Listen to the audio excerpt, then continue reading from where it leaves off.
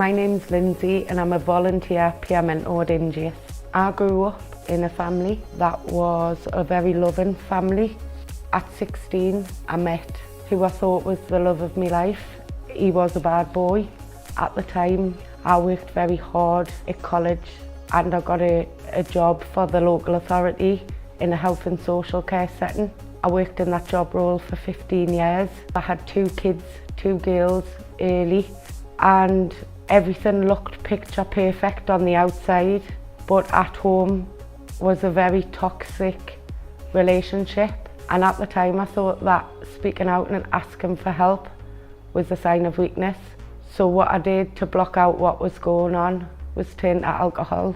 First of all, it was just on weekends, all weekend, every weekend, but I was able to put down the alcohol and go to work Monday to Friday. This continued for a few years, and one day my mum and my brother came over and said, "We think you need a rehab." And I was like, "I'm not going." Like, I didn't think I had a problem with alcohol. During this time, I'd woke up in a police cell after a night of drinking, and I was told by my solicitor that I was looking at 9 years in prison for GBH with intent, and I had no recollection of what had gone on. At that time, I was put on probation. I was very lucky that I avoided prison. I got a plea bargain 10 minutes before court. The offence got dropped down to a lesser offence. It was after that offence that the drinking started turning into morning drinking as well as on a night. So I went into my first rehab to keep my family happy. I didn't make any changes after that rehab. I kept in touch with the same people that I was hanging around with. I completed my suspended sentence order by the skin of my teeth. I was turning up to appointments drunk, not engaging. At this point I left the relationship that I was in, and what I did was blocked out how I was feeling more with alcohol. All day, every day, drinking. I lost my job, I lost my children, I lost all my friends, my self-respect, and I just didn't care what was happening around us.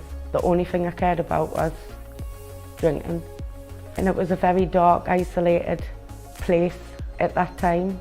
I was getting arrested a lot, drunk and disorderly, and one night while I was getting arrested, I lashed out at 4 police officers, and that was my second offence, assault of 4 emergency workers. And as soon as I got out from the cell, I went back to the shop. I was blocking out again with whiskey, and I woke up in February 21 and I didn't know if it was morning or night, and I had a bottle of whiskey on the side of my bed, and I just got a feeling inside of us where I thought, I can't do this anymore. I rang my second rehab myself this time because I wanted it. I went into detox and then 2 months rehab.